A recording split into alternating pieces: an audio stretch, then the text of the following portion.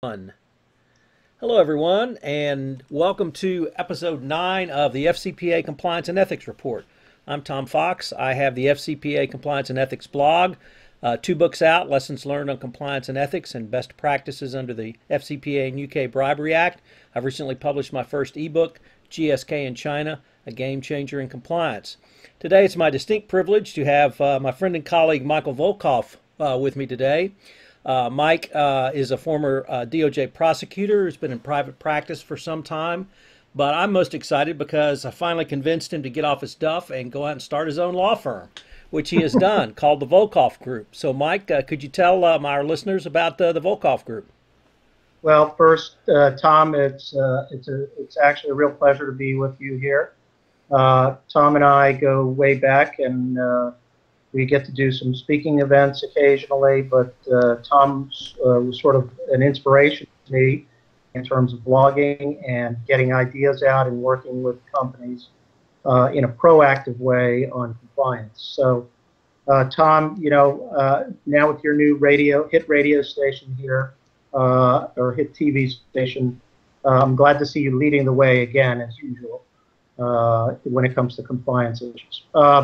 Thanks for the intro and for the promo. I left the government, and if you see I have a lot of gray hairs, that's because I left the government after 20-some years in the government, working at the Department of Justice as a federal prosecutor in the District of Columbia, and working in the real dangerous area for compliance, which is Capitol Hill. There's a lot of governance needs up on Capitol Hill, I can tell you that. And then I went to private practice, and probably, what do you say, Tom? You're always a reformed litigator, or whatever it is. Recovering trial lawyer. I would would call a recovering trial lawyer. Well, I'm probably the recovering big law firm person. I worked at several firms, and there was, let's just say, not as much welcome and embracing at the time of blogging and communicating and speaking. So I eventually started my own law firm this year in February, the Volkov Law Group, and I'm happy to say that I have 3 associates. We are starting, we're going to have a website up next week, which will incorporate my blog of corruption, crime, and compliance. And I'm very, very excited about it because, I mean, things, knock on wood, I always say, have been going well. And we're doing a lot of compliance work and a lot of enforcement defense as well. Working with the department on FCPA issues, to be honest with you. Probably 70 to 80% of my work is FCPA work, and a little bit is on antitrust cartels, and then some lobbying work. But we do a lot of compliance work with companies, and I know you do too as well, Tom, and I find fascinating. So and I'm also going to be part of the BP ethics monitor team for the 4-year monitor that is occurring from the Deepwater Horizon spill. So I'm excited about that and the opportunity to work, in BP as an ethics monitor, part of the team. Pat Nazzo is going to be the monitor. So anyways, we have 3 associates. We're going to have a nice website, I think, which has interactive parts to it. As you know, Tom, I hold regular webinars. Probably every 2 weeks, I try to do something practical for people who are in the compliance field. And I enjoy that, and I'm going to keep doing that. So we're going to have an interactive website, hopefully.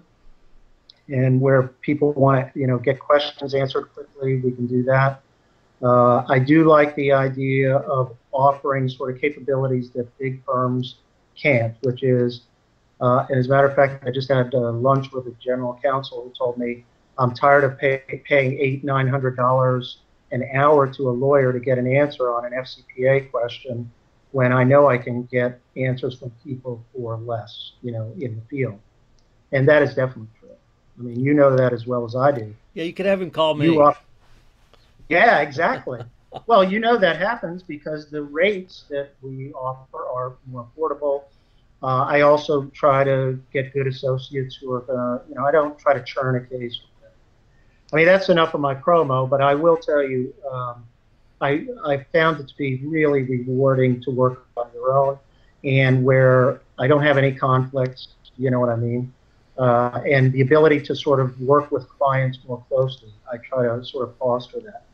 I think I'm a frustrated business person. I love learning about business, and I sort of regret not getting an MBA at some point, or at least going into business myself. So I love to sort of hear the ideas, what people are wrestling with in terms of like they want to expand into another country, they want to expand their operations, and what are all the issues that they look at. We tend, in our compliance field, we tend to think that everything revolves around compliance, but as you know as well as I do, particularly from your days at Halliburton, I'm sure, it's not all about that.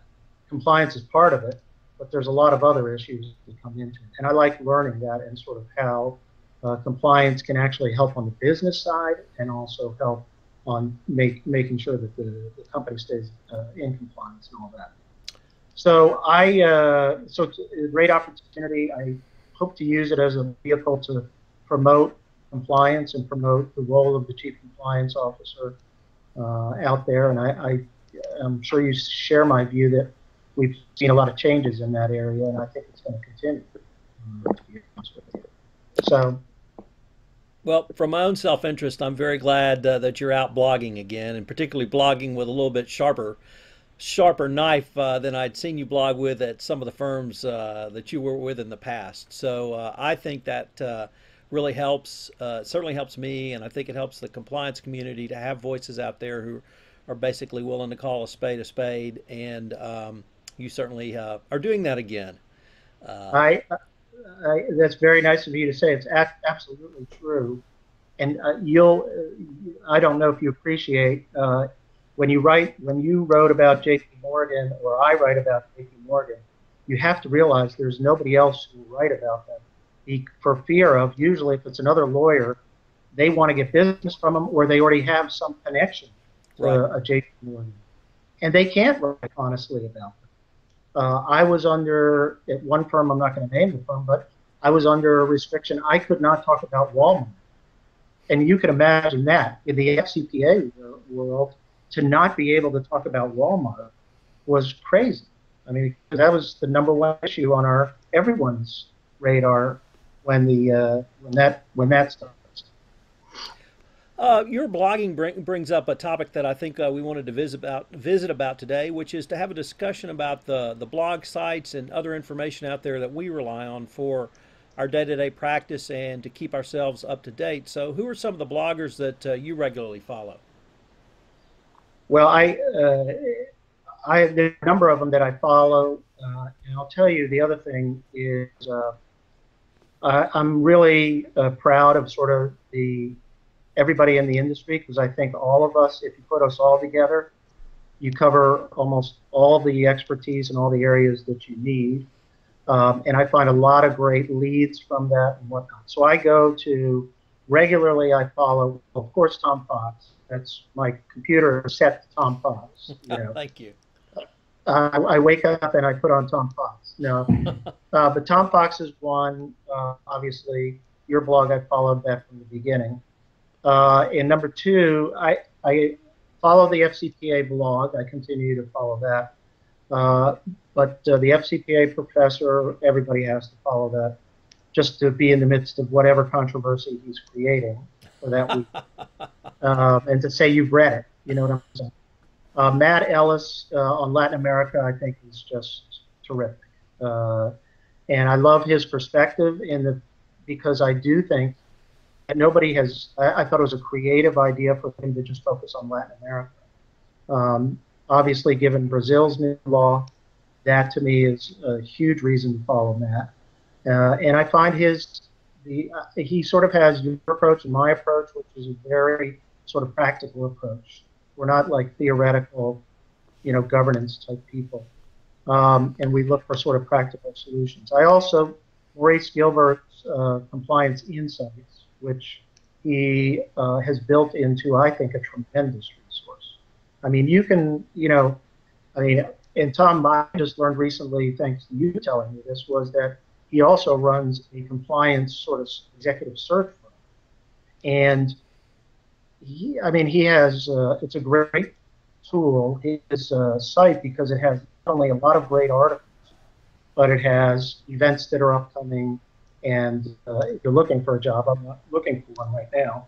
But if you were in the compliance field, I would always check that out.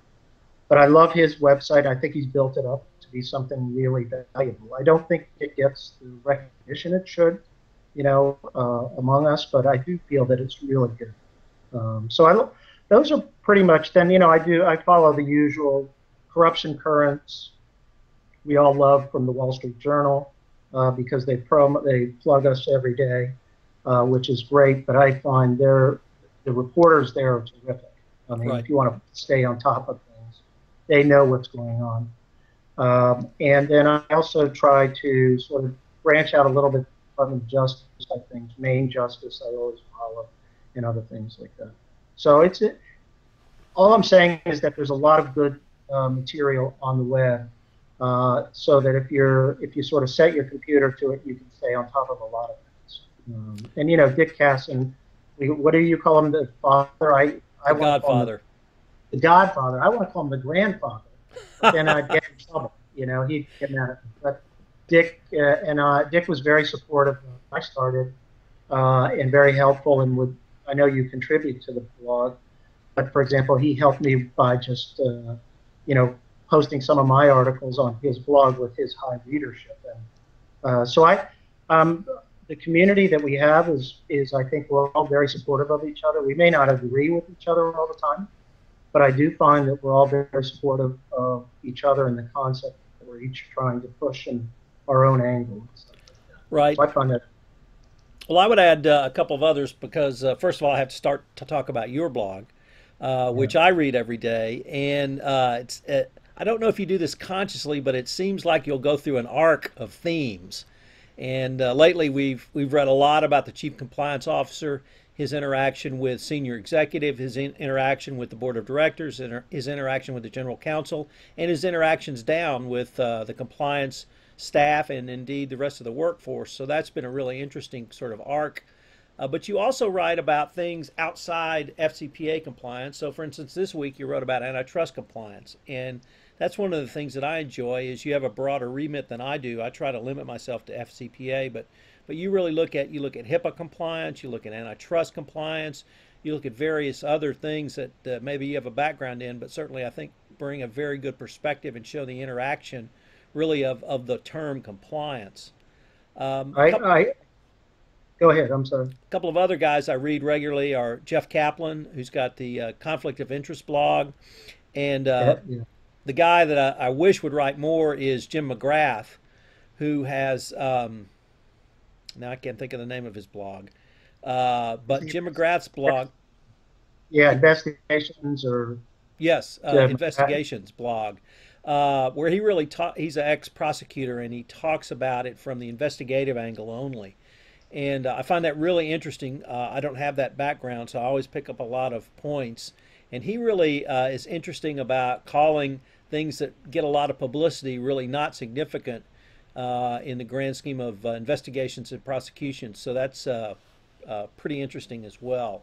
So those are some of the folks I read, and I agree with you. What I've sort of figured out, or what I would say, is that we each have our niche, and we've each found our niche, and we really don't overlap too much. Although we'll, obviously talk about a Walmart or a J.P. Morgan, but we all have a different perspective. The professor comes at it from the legal angle.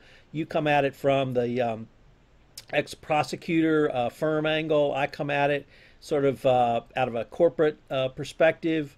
Matt takes the same thing and looks at it and says, well, how does this apply to Latin America, or what can Latin America teach us, or what lessons can they give us? And so I really enjoy everyone's different perspective. They're almost as unique as we are. So if we haven't named your blog, but we read it, please don't feel bad. But those are some of the great resources that are out there. And one of the things, in many ways, I think there are too many resources now into the compliance world. So one of the jobs that we all seem to do is synthesize down the information's out there. And in fact, I think yesterday you wrote about a survey Deloitte survey that was out and kind of summarized that. So a lot of good information out there, and if you don't read any of those blogs, I would suggest that you do so. Yeah, I better pipe in on McGrath's his blog because he'll kill me for not mentioning it. Who? He was also McGrath, Jim McGrath. Jim McGrath, right? Because he was also a cop at one point, so I know he'll come and arrest me. His blog is terrific. I wish he would write more. He tends to write only twice a week, but his stuff is just fantastic. Because and it's so funny because all the lawyers are trying to get into, we all try to get involved in internal investigations, but there isn't as much thought about, and I try to write about it, but there isn't, he'll take a controversy and then look at it from the perspective of the internal investigation. Right. And I think it's a very helpful perspective. So again, yeah, I asked for immunity for anybody we didn't mention in terms of blogs because I go around and I absolutely get a lot off the web, and I think and you know what, we each have our own sort of following and people who comment on it. I appreciate your comment about the chief compliance officer because I really have sort of dedicated to me. There's a lot of sort of profound grasps of the obvious when it comes to compliance. And when I run into companies that still have their chief compliance officer, sitting in the basement like the guy from Office Space, with his desk down there, and they're not really, part of it, integrated into the company. They're not independent. They're not empowered. I see that as a recipe for disaster. And I know we're going to talk about these cases later, but look at J.P. Morgan. They brought in, the best defense lawyer you can have in securities, who is Stephen Cutler. Made him the general counsel and had compliance report to him. He has always talked, when he was in the government, he talked about the value of proactive compliance. But as a general counsel, what happened? He was not able to do anything proactively. He was so overwhelmed by the job of being the general counsel that the compliance system fell apart. That, to me, is not a criticism of him. It's a criticism of his structure, meaning that the compliance officer has to be separate, has to be independent, has to have the ability to walk the board. And I don't feel that, finally, compliance officers are getting the recognition that they deserve and getting the support within the companies that they deserve. And they're overworked, underpaid, although the pay is starting to go up for some of the bigger companies now. But to me, this is a no-brainer. These people are professionals. They look at issues differently than lawyers. Their job is different to be a general counsel. And I hope, I read a lot about what you say about it too, in terms of what makes a good chief compliance officer? What's the role of a chief compliance officer? You've written a lot about that, and I share all of the views that you've expressed about that. And I would think from Halliburton, you coming from Halliburton, you of all people from inside a company would know exactly what the value is for the chief compliance officer, in the company. Absolutely. I remember the name of McGrath's blog. It's the Internal Investigations blog, interestingly enough. And one other one I need to throw out a shout out to is the thebriberyact.com.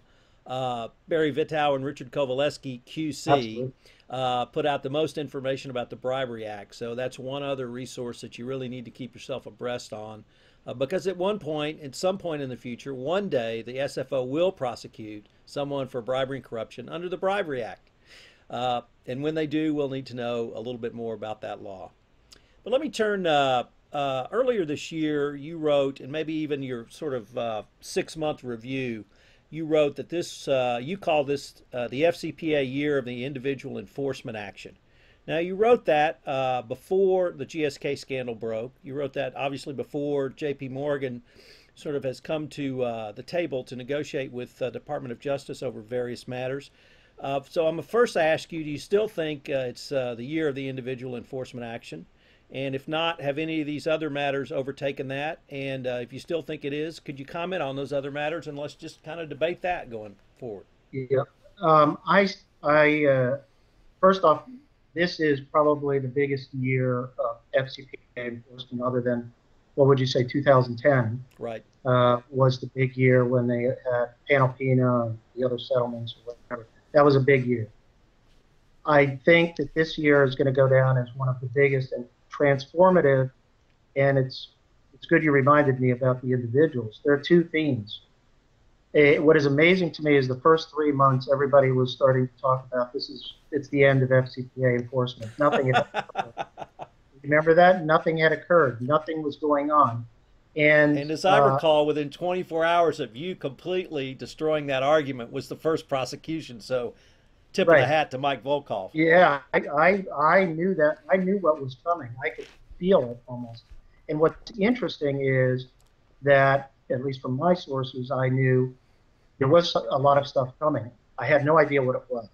I thought it may be the Weatherford settlement finally, something, a couple big settlements. That Alstom seems to be taking a little bit longer.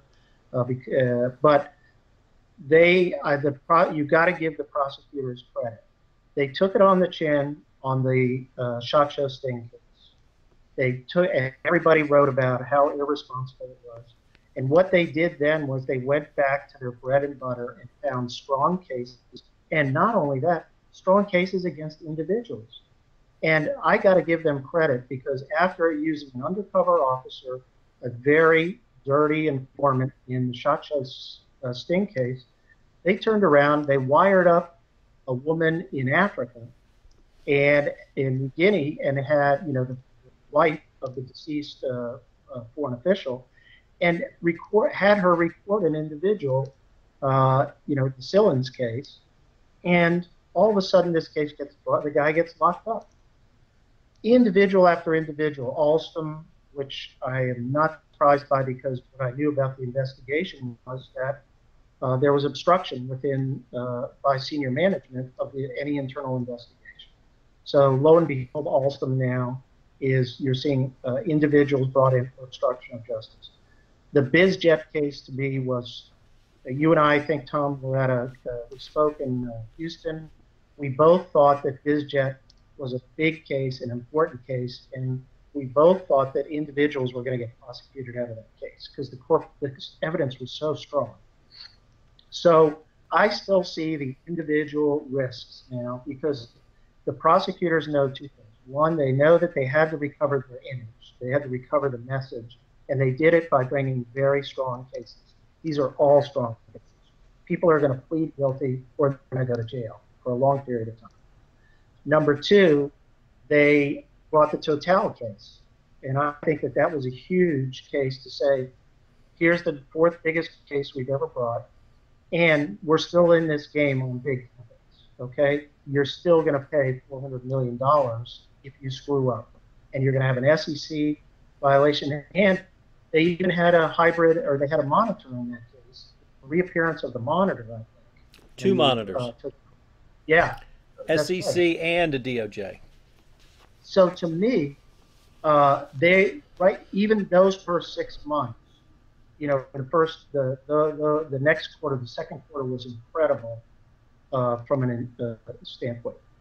The next issue, and we can debate this as to whether or not this is the biggest issue, but I have argued that the GSK case is so transformative because it raises so many risks now for not just medical device companies, not just pharma companies.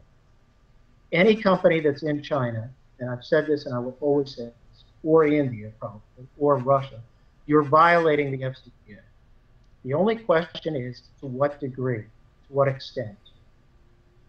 China and what was going on with the medical device and pharmaceutical industry was just outrageous. Okay, it was blatant. It was things that, Tom, we get calls from clients, and we have, sometimes it's a tough issue, and maybe you and I will even talk about it and kick back ideas of, is this really that bad, an issue or whatever. These are not close issues that was going on in GSK. I mean, it was a scheme, it was a systematic breakdown, And the real danger of it is not because the U.S. is going to prosecute these guys. It's that the Chinese started to prosecute this and crossed the line. The line was never going to touch foreign nationals and lock them up in your system. Even though we would do that, not of the Chinese, but we do it of other countries. Over half the people who are sitting in jail right now on FCPA cases are foreign nationals. Okay, so China is sending an important message to everyone saying, you can come here and do business. If you want to try to violate the bribery laws, go ahead. We are going to now prosecute.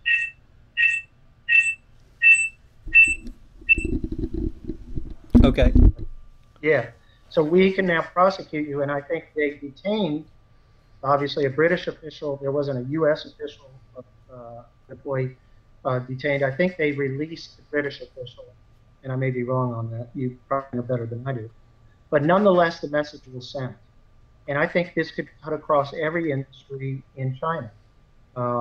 And believe me, I've had to deal with a lot of clients with problems in China. And you know as well as I do, not every problem comes to the fruition where the Department of Justice has an enforcement action. A lot of times they're problems that are fixed. But to me now, if I'm at a multinational company and I'm going into China and I have to bring employees into China, my employees have to sit there and think, well, I'll go there, but the last thing I want to have happen to me is to be caught up in the Chinese judicial system, because I don't have due process rights like Right. I have in the US. And I think that's tricky. I would like to not only echo what you said, but build on it for the reason I think it's the most transformative event. I think it supersedes and overtakes the individual FCPA prosecutions for the following reason. Everything in China, of course, has a political dimension. To what extent, we may not know. We may never know. Nevertheless, the Chinese appear to have decided that corruption is against the political interest of the Communist Party. They are making a concerted effort to obviously go after Western companies. Right now it's pharmaceutical and medical device companies. They are making a concerted effort to go after some of their own state-owned enterprise executives in the energy arena. We were speaking earlier that one company we know of, the CEO has disappeared and the company can't find him, which is pretty scary in and of itself. So it appears to be a fairly large holistic effort by the Chinese. The thing that I wonder about is, if there's a political dimension, to the extent of the political dimension, what happens with other countries who are alleged or believed to have a corruption problem decide, maybe we need to take a look at some of these Western companies. Maybe it's India, maybe it's Russia, maybe it's Brazil. They all have anti-corruption laws, and I'm not talking about FCPA international anti-corruption laws. Every country has their own domestic anti-corruption laws. So Right. what happens if some of those companies start prosecuting Western companies, start investigating Western companies? I think the Department of Justice has been quite open about their efforts to educate prosecutors and regulators in other countries about corruption, corruption in business. And I think that some of this DOJ's work may be coming to fruition. Obviously, that's going to make jurisdictional issues very difficult. It may make a settlement very difficult. You may be settling with multiple jurisdictions who have different issues and different agendas in front of you. It will make your life probably much busier because you'll be helping those companies navigate those jurisdictional issues and those settlements. But I think it opens Happy up to help. Happy to help. a, We're happy to help. happy to help, a potential can of worms that we may just see an explosion, I think, in worldwide investigations. So, Mike, we're running towards the end of our program, so let's close with some of our joint thoughts on J.P. Morgan and why, if it's not the single event of the year, it's certainly going to be up there in the top 5. So what are you seeing, or you spoke a little bit about perhaps a systemic failure. What other insights could you give our audience about J.P. Morgan now? Well, what's interesting to me is they're getting investigated from multiple angles right now. You have the CFTC. We now have the, almost systematic hiring of relatives in China based on a list which is keyed towards important contracts they wanted to get from the sovereign wealth funds. I mean, talk about a damning piece of evidence, Tom. That's when you sit there and you go, why would you even write this? What are you doing? What are you thinking like this for? So what's interesting to me is that Stephen Cutler is brought in. He's one of the best securities lawyers in the world. The former head of enforcement at the SEC. You have Jamie Dimon, the rock star. And now we're looking at a company that is basically falling apart from a compliance perspective. Let's even go to the first question, which is when the London Whale transaction occurred. Do you know that in the report that came out about that, it was almost, I think, a year ago, nobody notified the board of the transaction? And you've got to be kidding me, Tom. Nobody notified the board that we may have a problem here with this $6 billion event, which was catastrophic. They all patted themselves on the back that they eventually told the public, but they forgot to tell the board. And to me, don't you start with the board first and then go from there and figure out how you're going to pick up the pieces?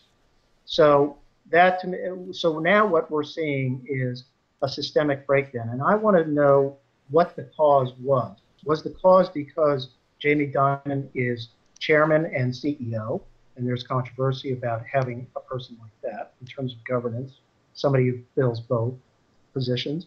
Where was the proactive compliance? And now I give them credit, because one area of positive results was they announced, several months ago that they were taking the chief compliance officer and the whole compliance function out of legal, putting it in its separate operation. Now they're going to have the head of compliance report to the chief operating officer for all of JP Morgan, which I think is a very good thing to do. And we just read this week that they're putting $4 billion and 5,000 employees into risk and compliance management. Now, to me, look, this may be a situation, and I'd be curious as to your thoughts on this. You may have all the structure, all the resources in the world, but do they have a culture and a culture of compliance, a culture of ethical behavior? And I think the answer is we're going to see whether or not.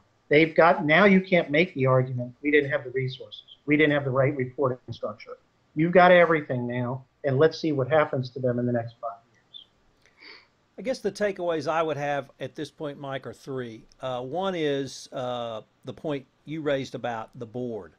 But to me, that brings the larger point, and because I focused on the London Whale issue and the FCPA issue, I find those to be failures in process. When I read the London Whale report, it was clear to me that the rogue employees in London were not rogue, that they were reporting up to their managers and their supervisors what they were doing. If they weren't asking for permission, they were certainly giving the numbers that they were using and getting a thumbs up or thumbs down tacitly to use those, so that the process didn't work, the process of internal risk management. And when the risk finally did get to a senior level, it wasn't communicated to the board, to the point where when the story initially broke in April of last year, Jamie Dimon basically said, this is much ado about nothing. And I think he said tempest in a teapot. Is $6 billion. So maybe that is a tempest in a teapot to them, just a rounding error. But it certainly looked like to me that there was a failure of process. And then the FCPA issue on the hiring of the sons and daughters of the governmental officials. As reported, it was originally a program set up to identify family members of governmental officials for FCPA purposes. But somehow it morphed. And then when it morphed, that morphing didn't get picked up by compliance, so that there wasn't follow through, and the process once again failed. And like you said, when you identify contracts which you tie to sons and daughters on a spreadsheet, life is like a box of chocolates, and that is not good. Somebody's going to jail. Somebody's going to jail on that one. So right now, I'm seeing this as a failure of process. And it's going to be interesting to see Morgan's response going forward. And certainly I have not seen a CEO of a company negotiate with Eric Holder directly Right. like we were was reported yesterday. So that's a very interesting development. Mike, we're really at the end, so I probably need to say we're going to have to do this again because it was a ton of fun. But one thing I did forget to ask you is, if people want to get in touch with you, how do they do so? Two ways. Best way is my email address is mvolkov at volkovlaw.com. That's mvolkov at volkovlaw.com. Or always, my cell phone is always on, 240-505-1992. 240-505-1992. And I go back and forth between the West Coast and the East Coast, so time zones, as you know, are irrelevant. So anytime anybody wants to call, I'm around. What's your website? And my website is corruptioncrimecompliance.com. And watch next week, hopefully, for the rollout of volkovlaw.com. Great. And yeah, we're really excited about it. So thanks, Tom. This has been a lot of fun. It's always great to do events, speaking events with you. I always enjoy it. And you're always giving me food for thought, that's for sure. Okay, I well, thanks a appreciate it. lot, and we'll have to continue the conversation. Okay, thanks.